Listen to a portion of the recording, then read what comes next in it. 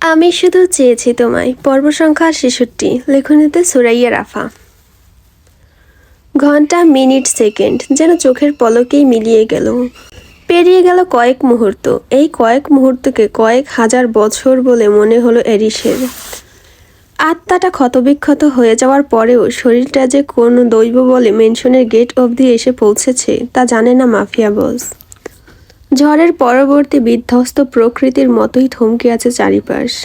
প্রগাঢ় আমানিশায় ডুবে থাকা থমথমে ম্যানশন জুড়ে আলোড়ন তুলছে অবুঝ শিশুর বুক ভাঙা ক্রন্দন। কাঁদতে কাঁদতে গলার স্বর নিভে এসেছে তার। নিগুড় নিস্তব্ধতার মাঝে কেবল কানে বাজছে ফ্যাঁস ফ্যাঁস করা করুণ আর্তনাদ। অ্যারিস যতক্ষণে পা রেখেছে ভেতরে, ততক্ষণে ডেমন নাইটরা ঘিরে ফেলেছে পুরো ম্যানশন।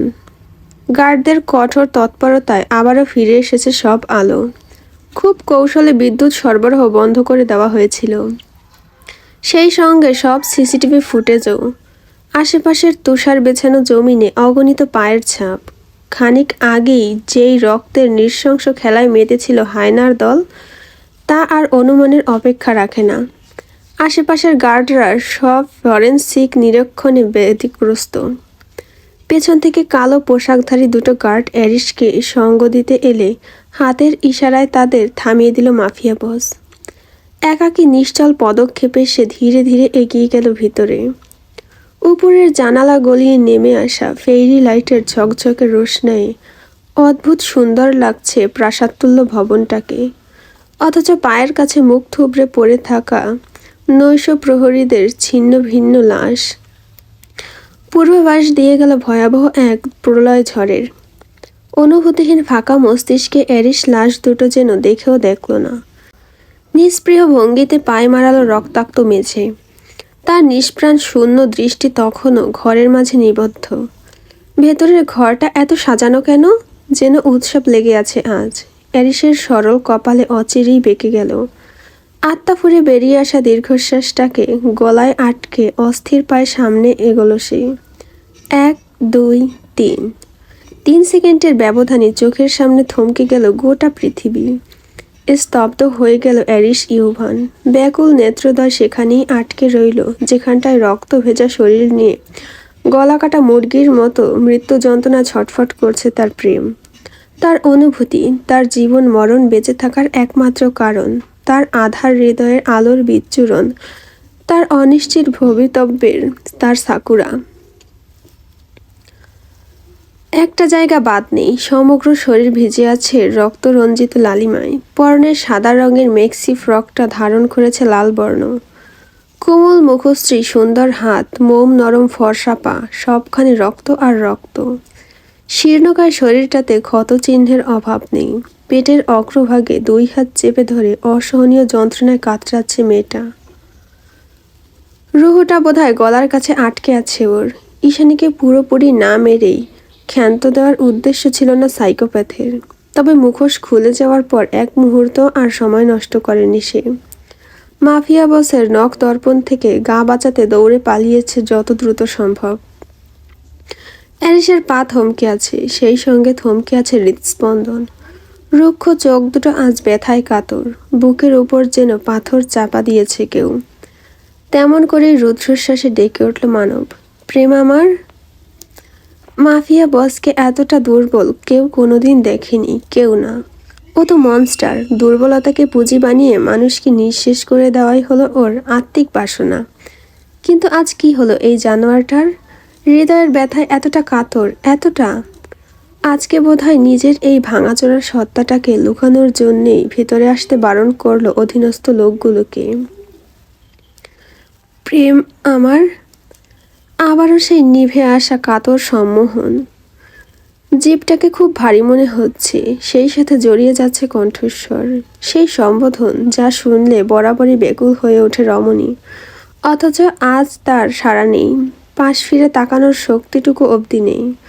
ফুরে আসা দীর্ঘশ্বাসটুকু যেন বেদনা ক্লিষ্ট আজ। এমন এক যন্ত্রণা যা বাহ্যিক দৃষ্টিতে ঈশানীর হলেও বুকের ভেতরটা পুড়ে দগ্ধ হচ্ছে অ্যারিসের।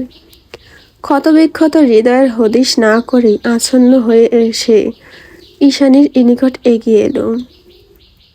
কাছে আসতেই কোনো কিছুতে পা আটকে থমকে গেল তার গতি। অ্যারিস দৃষ্টি নোয়ালো, দেখল একটা নীল গোলাপের বাকেট ভারী অবহেলায় পড়ে আছে মেঝেতে। রমণীর বেসামাল রক্তের স্রোতে লালাপ বর্ণ ধারণ করেছে তার সতেজ স্নিগ্ধ পাপড়িগুলো। তার মাঝেই আটকে আছে রঙিন উইশকার্ট। অ্যারিস ঝুঁকল সেদিকে, অনুভূতিহীন হাতে কার্ডটা তুলে চোখের সামনে ধরল। রক্তে ভিজে লেপটে গিয়েছে লেখা তার, তবুও পড়ল। আমি ছিলাম খাঁচায় বাঁধা পাখি, যেই পাখি গাইতে জানে কিন্তু উড়তে জানে না। সকলের মনের খোরাক জুগিয়ে সে নিজেকে ভুলে গিয়েছিল মুক্ত আকাশে ডানা ঝাপটানোর অদম্য সুখ। সামান্য দানা পানি আর বদ্ধ ঘরের দেওয়ালকে জীবন ভেবে নিয়েছিল পাখিটা। গুটিয়ে ফেলেছিল নিজের আশা, আকাঙ্ক্ষা, আত্মবিশ্বাস। দিন গেল, মাস গেল, কতগুলো বছর পেরিয়ে গেল। পাখি তার নির্মম পরিহাসে ক্লান্ত হয়ে পড়ল। দিনরাত ডানা ঝাপটালো মুক্তির আকাঙ্ক্ষায়। তারপর যখন একদিন খাঁচা থেকে পালালো, তখন দেখল তার ওড়ার শক্তি নেই। এই ভালোবাসাহীন রুক্ষ দুনিয়ায় বেঁচে থাকার সাধ্য নেই। ডানা দুটো যে আগেই ছেটে দিয়েছিল স্বার্থান্বেষীরা। ফলস্বরূপ মিছে মিছে এই মুক্তির স্বাদ বেশিক্ষণ সইল না তার কপালে। মানুষরূপী এক ভয়ঙ্কর দৈত্য তুলে নিল তাকে। পাখিটা আবারও খাঁচায় বন্দী হলো। মুখোমুখি হলো কত শত বিভীষিকার। রাতে ঘুম হতো না, ঘুমের বদলে চোখের পাতায় ধরা দিত ভয়াবহ দুঃস্বপ্ন। সেই দুঃস্বপ্ন থেকে নিজেকে বাঁচাতে সুন্দর স্বপ্নগুলো চিরকুটে টুকে রাখতাম আমি। ধীরে ধীরে সময় গড়ালো।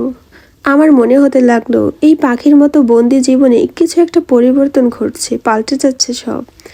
কোনো না কোনোভাবে সত্যি হয়ে যাচ্ছে আমার সমস্ত সুখের স্বপ্ন। তখন তো ঘুণাক্ষরেও জানতে পারিনি স্বপ্ন পুরাণের নেপথ্যের ব্যক্তিটি ছিল সেই ভয়ঙ্কর দৈত্য, যে সবসময় আমার ঘৃণায় বেঁচেছিল, অভিশাপের মতো কালো হয়েছিল যার অস্তিত্ব। হঠাৎ করে সেই কলঙ্ক হয়ে আমার সর্বাঙ্গে মিশে গেল। বুঝতে পারিনি, বিশ্বাস করো, বুঝতে পারিনি কখন যে ঘৃণার বদলে ভালোবাসতে শুরু করলাম আমি। নীরবে নিভৃতে একটু একটু করে প্রেমে পড়লাম। এমনভাবে উতলা হলাম যে পাপ, তাপ, ঘৃণার সব কিছু ভুলে শুধু তাকিয়ে চাইলাম। তার অশুভ আধারে মিশে ফেরারি হলাম, ডুব দিলাম মরীচিকায়। ওরা বলেছিল সে নিষ্ঠুর, অনুভূতিহীন, ভয়ঙ্কর এক দানবতুল্য জানোয়ার। অথচ জানোয়ারটা যে এইভাবে উন্মদের মতো ভালোবাসতে পারে তা তো কেউ বলেনি। তুমি নাই বা করলে নিজের অনুভূতির কাছে আত্মসমর্পণ, কিন্তু আমি জানি তুমি আমায় ভালোবাসো, হতে পারে আমার চাইতেও বেশি। আমি দুনিয়া ঘুরেছি অ্যারিস, কত শত মানুষ দেখেছি, তবুও তোমার মতো কাউকে পাইনি। কারণ গোটা দুনিয়ার কাছে মরীচিকা হলেও আমার কাছে এক সমুদ্র অনুভূতির নাম অ্যারিস ইউভান। আমার রিস, আমার অরণ্য। জন্মাতিথির অফুরন্ত শুভেচ্ছা তোমায় জান। ইয়াসের ড্যাডি, প্রতিদিন জন্মদিনের মতোই শুভ হোক। না পাওয়া খুশিগুলো অবিশ্রাম বাড়িধারা হয়ে ঝরে পড়ুক তার মনের আঙিনায়। অশুভ দুনিয়ার নিকাশ ছায়া না পড়ুক তার জীবনে, কোনোদিন না পড়ুক। তোমাকে একটুখানি খুশি দেখার বহুদিনের ইচ্ছে আমার রিস। এই বাড়িতে আসার পর থেকেই ভেবেছিলাম কিভাবে তোমায় একটুখানি জীবনের স্বাদ দেওয়া যায়। জানি তুমি সারপ্রাইজ হওনি, এসব তোমার ভালোও লাগে না। চিরকুটটা পেয়ে হয়তো রেগে যাবে ভীষণ, তবুও তোমায় ভুল প্রমাণ করার জন্য এত প্রচেষ্টা আমার। তুমি বলো তোমার জন্মলগ্ন অশুভ এক আমানিশায়, তোমার জীবনের সব থেকে কষ্টদায়ক খারাপ দিনটাও আজকেই। কিন্তু আমি আজ তোমার বদ্ধ ধারণা খণ্ডন করলাম মাফিয়া বস। তোমার এই বিশেষ দিনটাকে সুখের স্মৃতিতে মুড়িয়ে দিলাম। জন্মদিন কখনো কারোর জীবনে খারাপ স্মৃতি বয়ে আনে না। এই দিন, এই সময়, এই লগ্ন সব কিছুই শুভ, শুভ, শুভ। মিথ্যে কথা। চিরকুটটাকে দুমড়ে মুচড়ে ছুঁড়ে ফেলে দিয়ে ঘর কাঁপিয়ে চিৎকার দিয়ে উঠল অ্যারিস। চারিদিকে বজ্রের মতো প্রতিধ্বনি হতে লাগলো তার কর্কশ হুঙ্কারে। মিথ্যে কথা। পরপর একই বাক্যের পুনরাবৃত্তি করে হাঁটু ভেঙে বসে পড়া ইমরাতের ন্যায় মেঝেতেই পড়ল অ্যারিস। রক্তাক্ত মেয়েটাকে শিয়রে ঝুঁকে ফ্যাসফ্যাসে গলায় ব্যথিত কণ্ঠে আওড়ালো, আমার কোনো জন্মদিন নেই, আমার কখনো জন্ম হয়নি। আমি তো স্রেফ অ্যাক্সিডেন্ট, এক মাফিয়া বসের পাপের ফসল। ভাগ্যের পরিহাসে পৃথিবীতে চলে এসেছি। আজকে সেই দিন যেদিন আমি চোখের সামনে দুটো নারীর সম্ভ্রম মোহানি দেখেছি, তারপর নিজের হাতেই তাদের মৃত্যু লিখেছি। আত্মিক টান ভুলে বহু আগেই, তবুও জন্মসূত্রে ওরা আমার মা বোন ছিল। আর আজ তুমি আমার সামনে মৃত্যু যন্ত্রণা ছটফট করছো। তোমার পেটে থাকা আমার বংশধর, আমার রক্ত ধুলো মাটিতে গড়াগড়ি খাচ্ছে। এটাও সেই দিনে। তারপরেও এই দিন কিভাবে শুভ হয়? কিভাবে? মিথ্যে তুমি সাকুরা, ইউ ফাকিং লায়ার। শেষ বাক্যটা চিৎকার দিয়ে বলল অ্যারিস। সঙ্গে সঙ্গে বিদ্যুৎ স্পৃহের ন্যায় ঝাঁকুনি দিয়ে উঠল ঈশানীর সমস্ত শরীর। মেয়েটা আধো আধো চোখ খুলতে ওর দিকে ছিটকে এলো অ্যারিস। দুই হাতের অঞ্জলিতে মেয়েটার রক্তাক্ত চিবুকখানি তুলে ধরল মুখের সামনে। তুলতুলে আদরের চেহারাটা আঘাতের তোরে ফুলে ঢোল হয়ে গিয়েছে। ফর্সা বুকে নখের আঁচড়, এখানে সেখানে জমাট বেঁধে আছে কালশিটে জখম। পুরো মুখটাতে চোখ বুলাতে গিয়ে অনুশোচনায় অজস্রবার পুড়ে ছাই হলো অ্যারিসের অন্তর। রমণীর পেলব ত্বকে আদরের প্রলেপ বোলাতে গিয়ে চোয়ালের পেশি শক্ত হয়ে গেল তার। দাঁতে দাঁত পিষে মনে মনে আওড়ালো, আমি ওকে ছাড়বো না। ওকে আমি এতটা যন্ত্রণা দিয়ে মারবো যতটা যন্ত্রণা কেউ কোনোদিন কল্পনাও করেনি। এই ব্যথা, এই যন্ত্রণা, এই বিভীষিকার 1000 গুণ বেশি ফেরত দেব আমি ওকে। ও যে মরণ খেলার সূচনা করেছে তা আমি নিজের হাতেই শেষ করব। And I promise that. রিশ, অস্পষ্ট গোঙানির মতো আওয়াজে ডেকে উঠল ঈশানী। তৎক্ষণাৎ বিভ্রম থেকে ছিটকে বেরিয়ে এলো অ্যারিস। রুদ্রশ্বাসে জানতে চাইল, জান জান ইয়াস কোথায়? মুমূর্ষ ঈশানী প্রত্যুত্তর করতে পারল না আর। ব্যথায় জর্জরিত তর্জনী তুলে উপরের ঘরটাকে ইশারা করল শুধু। অ্যারিস ঘাড় বাঁকিয়ে একবার তাকায় সেদিকে। পরপরই প্রিয়সীর রক্তাক্ত শরীরটাকে তুলে নেয় দুই হাতে। মেয়েটাকে তাড়াহুড়ো করে কোলে তুলতে গলায় চিৎকার দিয়ে ওঠে সে, Tushar, Tushar, where are you? Come on, please help me. চারিপাশে ঝিমঝিম নীরবতা, কোথাও তুষার নেই। অদূর থেকে ছুটে আসছে দুটো মাফিয়া গার্ড। তাদের দেখেও বজ্রাহাতের ন্যায় এদিক ওদিক চোখ ঘুরালো অ্যারিস। তুষারকে দেখতে না পেয়ে আশাহত হয়ে পড়ল দৃষ্টি তার। পরক্ষণেই মনে পড়ে গেল ও নিজেই তুষারকে 2 দিনের ভ্যাকেশনে পাঠিয়েছিল। শিট। অসহায়ত্ব আর বিরক্তির মিশেলে মুখায়ব কুঁচকে ফেলল মাফিয়া বস। ধীরে ধীরে ঠান্ডা হয়ে আসছে ঈশানীর শরীর। সেদিকে লক্ষ্য করে আর এক মুহূর্তও দাঁড়ালো না সে। শীত নিবারণের অযথা প্রচেষ্টায় মেয়েটাকে বুকের সাথে মিশিয়ে নিল শক্ত করে। অতঃপর নিজের অনিয়ন্ত্রিত দোলদুল্যমান শরীরটাকে টেনে তুলে পা বাড়ালো দরজার দিকে। জীবনে প্রথমবার ঈশানীকে বয়ে নিয়ে যেতে এত বেশি কষ্ট হচ্ছে ওর। শরীরটা ক্রমশ অসাড় হয়ে আসছে, ভেঙে আসছে পা। এক মুহূর্তের জন্য অ্যারিসের মনে হলো সাকুরার ক্ষতবিক্ষত শরীরের চেয়ে পৃথিবীতে ভারী আর কিছুই নেই, কিচ্ছু না।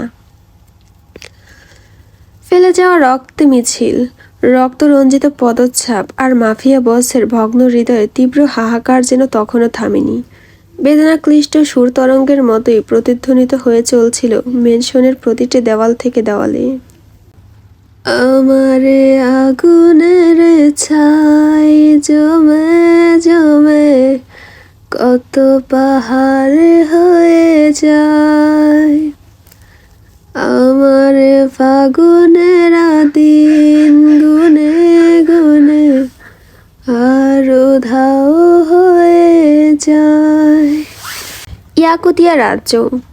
ইয়াকুতে এখন হাড় কাঁপানোর শীত। ফ্লোরাদের নির্বিচ্ছিন্ন গ্রাম থেকে প্রায় 18 ক্রোশ দূরে একটা ছোট্ট 2 কামরার রিসোর্ট।